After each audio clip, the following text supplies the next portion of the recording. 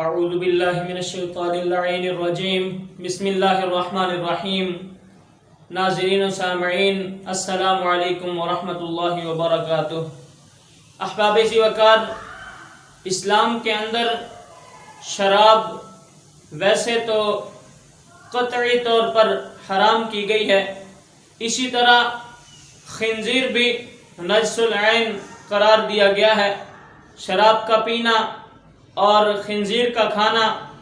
حرام قرار دیا گیا ہے، لیکن آج ہماری گفتگو کا عنوان ہے کہ وہ کون سا وقت ہے اور وہ کون سا ٹائم ہے کہ جس میں شراب کا پینا بندے کے لیے ضروری ہو جاتا ہے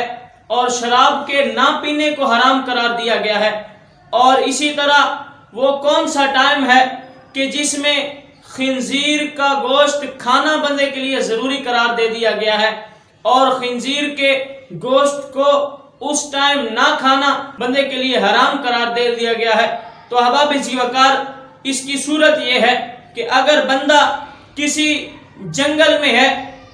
اور پیاس سے مر رہا ہے، پیاس کی شدت ہے اور پینے کے لیے نہ ہی پانی ہے نہ ہی کوئی اور چیز ہے جس سے پیاس بجھائی جائے، صرف اور صرف شراب موجود ہے، تو ایسی حالت میں، ایسی صورتحال میں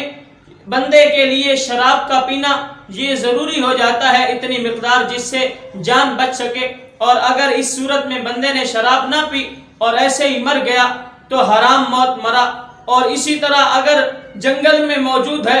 اور کھانے کا نوالا پھنس جائے اور اس کو نیچے اتارنے کے لیے شراب کے علاوہ کوئی اور چیز موجود نہ ہو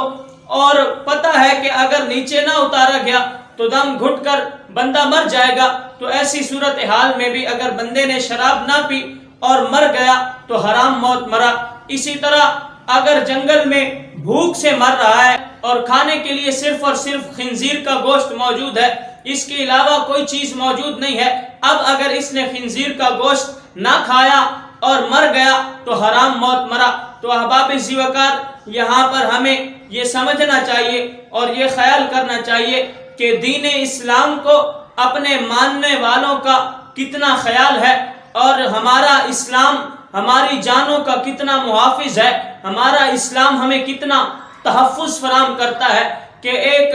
قطعی حرام چیز جس کے بارے میں اتنے سخت احکامات قرآن مجید کے اور احادیث کے اندر موجود ہیں اور اتنی سخت وعیدیں جس کے بارے میں بیان کی گئی تھی، ہماری جان کے تحفظ کے لیے اسلام نے اپنا وہ قطعی حکم جو ہے وہ اٹھا لیا۔ دعا ہے اللہ رب العزت اسلام کے جو ہم سے تقاضے ہیں ہمیں وہ تقاضے پورے کرنے کی توفیق عطا فرمائے اور اسلامی طرز عمل سے اپنی زندگی گزارنے کی توفیق عطا فرمائے۔ وآخر دعوانا الحمدللہ رب العالمین۔